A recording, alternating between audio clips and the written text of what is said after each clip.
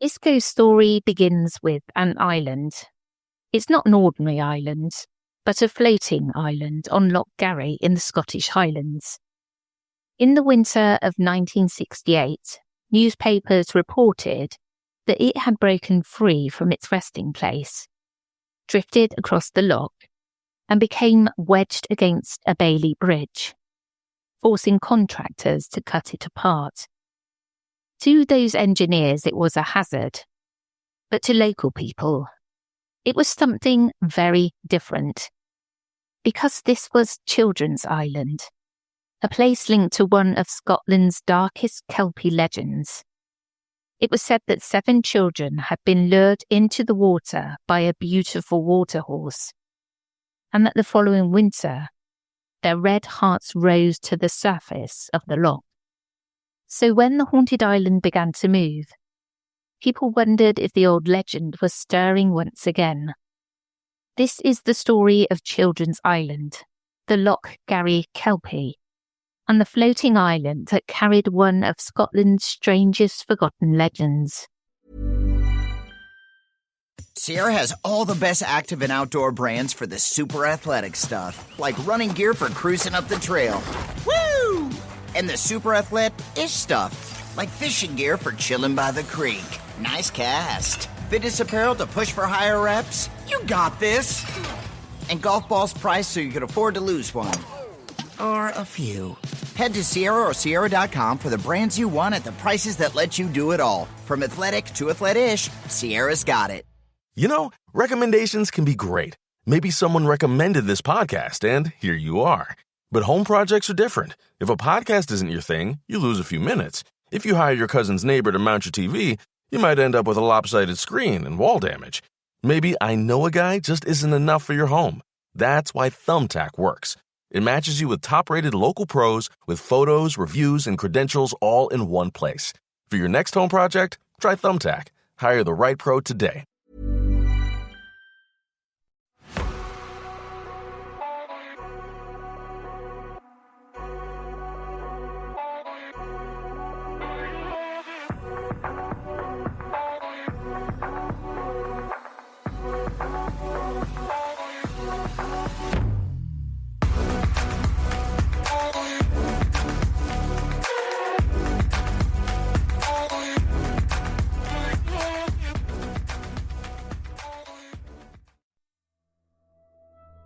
Hello, I'm Sarah.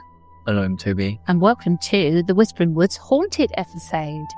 In this episode, we are going to Scotland. I'm just trying to get the dog out of my pocket because I've got some treats in there. And this is Mickey, not Luna, sticking his neck right in my pocket, trying to get the treats out. But anyway, yes, we're going to Scotland. This is a great story. Not so much spooky, but really, really interesting and folklorish and wonderful. I'll get straight into it. Are you ready for the story? Yes, I am. In January 1969, a newspaper report from Scotland carried a really strange little headline: Haunted Island to be cut up. The island was in Loch Garry in the Highlands, not far from Invergarry.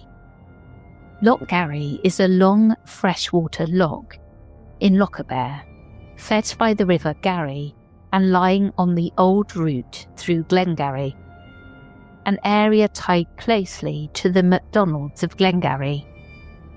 Today it's often photographed from the A87, because from one particular viewpoint, the loch appears to form the shape of Scotland.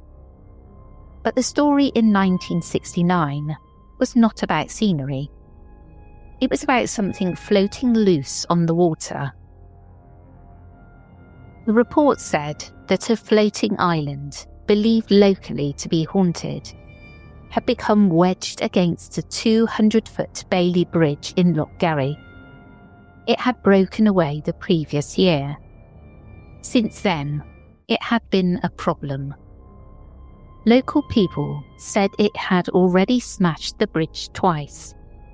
and now contractors had been brought in to cut it up and remove it. The island was heavy with old growth, built from marsh, roots, vegetation and earth. One report described it as weighing nearly 2,000 tons. It wasn't a little clump of reeds drifting harmlessly over the water. It was large enough to threaten a bridge, and heavy enough that dealing with it was a job for a team of contractors. A man named William Fraser from the contracting firm J. Bewley and Company in Kilmarnock said that his crew would have to clear the island with a view to taking it away. If they couldn't, it could take even longer. But the story was not only that an island had broken loose. The story was that this was Children's Island, and Children's Island already had a legend attached to it. A few weeks before the report about the island being cut up, another newspaper had retold the older story. It described Children's Island as a small floating island at the head of Loch Garry, just below Inchlegan, ending up in a position jammed against the Bailey Bridge, connecting the small community of Greenfield with the main Invergarry to Kinloch Road. The article said that the breaking away of Glengarry's famous Children's Island from its foundation at the head of the loch had left people wondering if the island's old legend was about to come true. The legend was said to go back many years. It told of a party of 8 small children playing at the loch. They were in what the story called a 40-yard square island, and a beautiful Kelpie or water horse rose from the depths of the loch. The children were completely taken in by it. They were charmed by its friendly behaviour and its good looks. One by one they made their way to the island and climbed onto the Kelpie's back. They didn't appear to be frightened. They didn't suspect danger. To them, it was a wonderful creature that had come out of the water to carry them. All but one. One boy began to hang back. In the story, he watched as his playmates climbed onto the Kelpie. Then the creature started to move. It was not staying at the shore. It was heading back towards the loch. The boy tried to hold on to the island. The Kelpie had not taken him properly. But he'd reached out and touched it, and that was enough. His foreleg, or the part of the creature closest to him, made an invitation impossible to escape. His hand stuck fast to the Kelpie's flank. The boy was now trapped. The Kelpie was pulling away, and if it reached the deep water, he would be taken with the others. So he did the only thing left to him. He pulled out his knife and cut off his fingers. In the legend, that is how he freed himself. The Kelpie plunged into the waters of Loch Garry, carrying the screaming children with it. The boy was left behind on the shore. But the story did not end there. On a bright, frosty day the following winter, someone noticed something strange on the surface of the loch. The water was calm and mirror-like, and on it were 7 hearts. They were bright red. One version of the report says they were seen floating on the surface, like 7 beautiful red apples. They were taken as the hearts of the children who disappeared. Their bodies had not been recovered from the loch, but their hearts had come back. According to the legend, the hearts were buried in the ancient churchyard at Greenfield. Today, the article said, Children's Island was still very much in the minds of those who lived at Greenfield. It was possible, they believed, that a spate of floodwater, added to the weight of the floating island, would be enough to bring down the link between them and the outside world. Because the Bailey Bridge did not just cross water, it connected people. It was the way in and out. And now the haunted island, the island tied to the drowned children and the Kelpie, had broken free and drifted straight into it. The report ended with a line that gave the whole thing its quiet unease. No matter what happened to the floating island in the future, one thing was certain. Its past would live long in the legend of Children's Island. By December 1968, Children's Island was no longer sitting quietly at the head of Loch Garry. It had broken loose. That was what made the old legend feel suddenly close again. For years, the island had been part of the Loch's strange local character, a floating mass of earth and roots with a story attached to it. People knew the legend, they knew the name, they knew the tale of the children, the Kelpie, and the 7 red hearts. But now the island had moved. It had torn itself away from its usual place and drifted across the water until it came up against the Bailey Bridge near Greenfield. The report said that the island had become jammed against the bridge and that there was concern about what might happen if floodwater came down the Loch. Heavy floating island pushed by a rising spate could put real pressure on the bridge. For the people who depended on that crossing, the danger was practical and immediate. But the unease around the island was older than the bridge. This was Children's Island, and according to local belief, if it was ever allowed to drift away freely over the Loch, trouble would follow. That belief gave the whole situation a different feeling. On paper, it was a problem of water, weight, timber, metal and engineering. A floating island had broken loose and needed to be removed before it damaged a bridge. In the local telling, it was also the movement of a haunted place.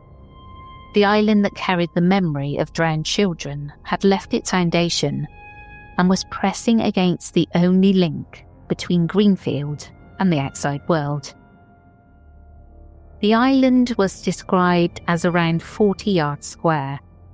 That gives some sense of the size of it.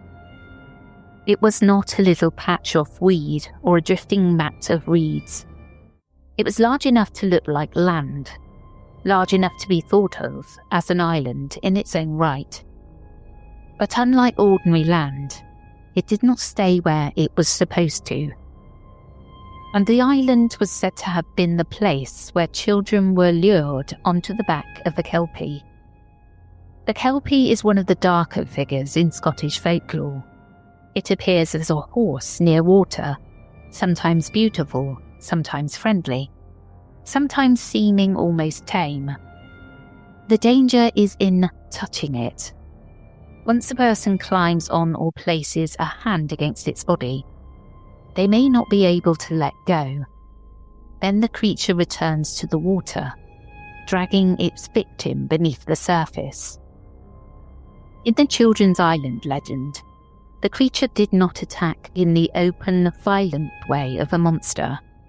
It tempted, it waited, it let the children come to it.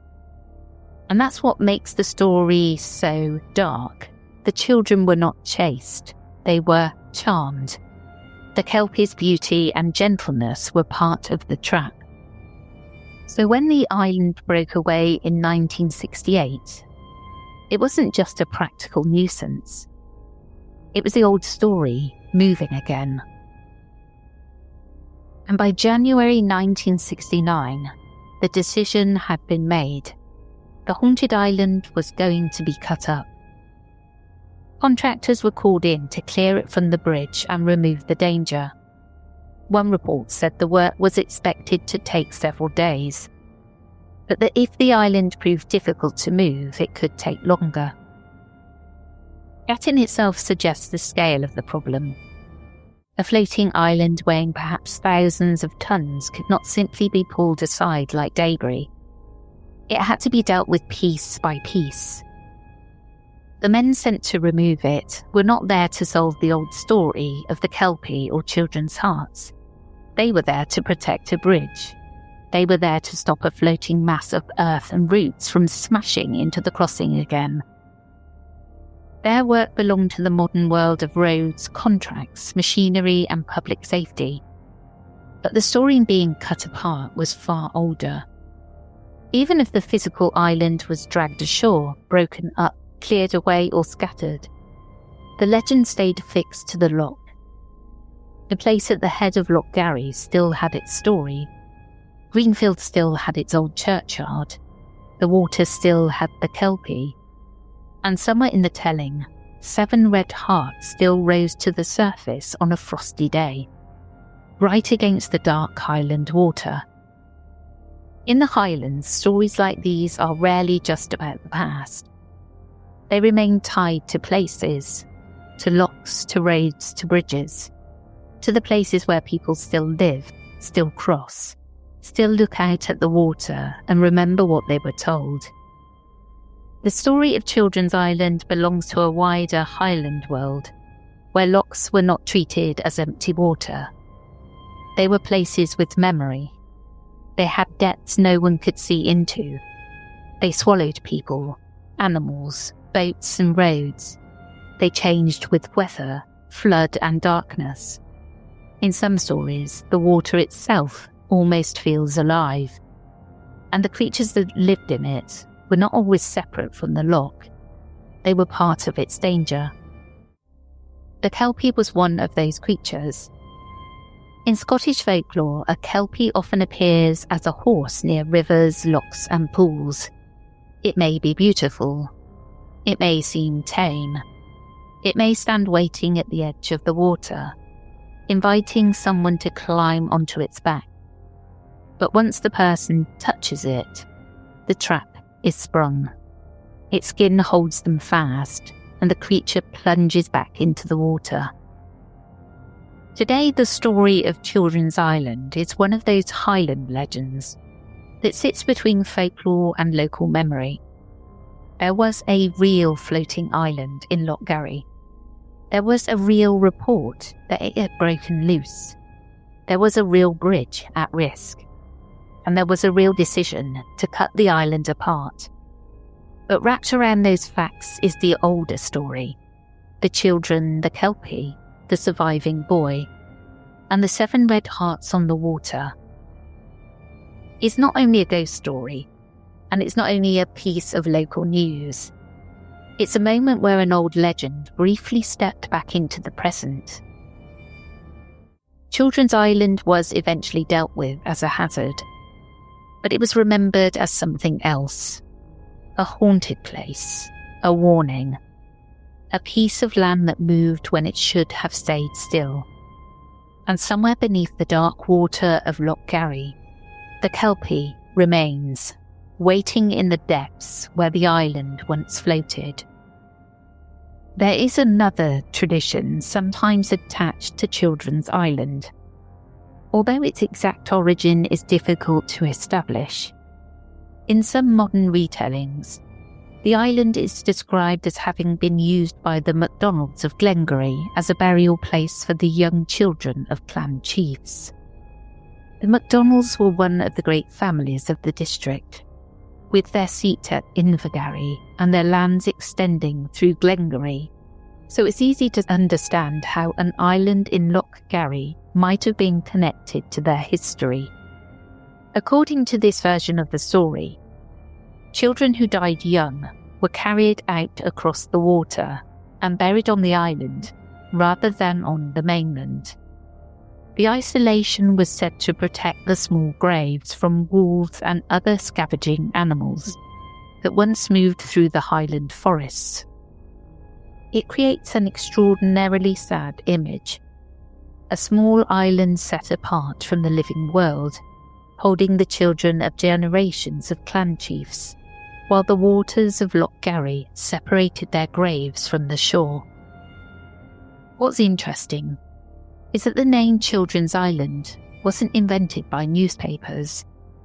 It appears in the Ordnance Survey name books compiled in the 1870s, where local people identified the small island as Eilean Nant Cloyne, literally the Children's Island. The survey records the name, but doesn't explain why it was called that, leaving the older tradition already established by the 19th century. The burial story is accompanied by a warning. It said that nothing should ever be taken from the island. Stones, branches, flowers, and pieces of wood are all meant to remain where they lie. Anyone who removes something risks bringing misfortune upon themselves. And some versions of the tradition speak of illness, loss, or tragedy following those who ignore the warning. That kind of belief is found at many burial grounds and sacred places. An ordinary stone stops being ordinary once it marks a grave, and wood or vegetation growing on burial land can be treated as belonging to the dead. Removing anything from such a place is not simply theft, it is a disturbance. Whether this tradition originally belonged to Children's Island at Loch Garry, or whether it became attached to it later, is impossible to know.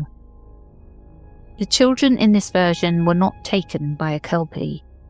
They were carried there by their own families and placed beyond the reach of animals and disturbance. The island became a place of protection rather than attack, but it was still a place connected with the death of children. That may be why the two stories eventually came together. In both, the island becomes a place where childhood, death, and the loch meet. It's separated from the mainland, surrounded by water, and protected by a warning that no one should interfere with what remains there. By the time the floating island broke loose in 1968, these different strands of tradition may already have begun to overlap. A real island moving across a loch was strange enough, but an island believed to hold the memory, or perhaps even the graves of lost children, carried a far darker weight. The old warning was simple: leave the island alone. Take nothing from it, and do not disturb what belongs to the dead. Shipping, billing, admin, payroll, marketing. You're managing all the things. So why waste time sending important documents the old-fashioned way? Mail and ship when you want, how you want with Stamps.com. Print postage on demand 24/7 and schedule pickups from your office or home. Save up to 90% with automated rate shopping. That's why over 1 million small businesses trust Stamps.com. Go to Stamps.com and use code PODCAST to try Stamps.com risk-free for 60 days. So interesting. I loved this story. Children's Island, it all makes sense that happened in the past with those children. And then this island broke loose. And so, of course, it's going to stir up a load of fear, I imagine, with the Scots. They're like, you need to get rid of it. Yeah. You know? And if the clans did bury their children there, oh, so much history and so much depth. I loved it. And I stumbled across this. I've never heard it from anybody else. Please let me know if you have. But I think it's really quite a unique episode, this one. Yeah, it is proper mystical. It's really mystical. Mystical and mystery and fairy-like and wonderful, and I loved it. Yeah. Well, that's the end of this episode. I hope you enjoyed, and we'll catch up with you again soon. We will indeed. And just a little reminder, we are swapping over to 14 Days of Summer Fear from next week. So this is the last haunted episode for 2 weeks, but we'll be back the following week. Take care, everyone. Goodbye.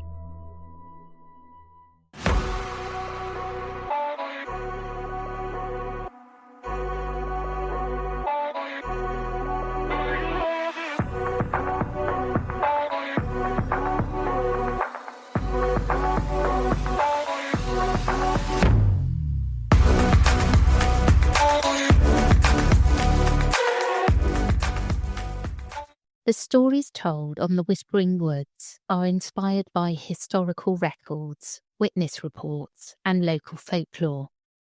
While every effort is made to research and represent events accurately, Some details, names and locations may differ from official accounts or have been changed out of respect for those involved.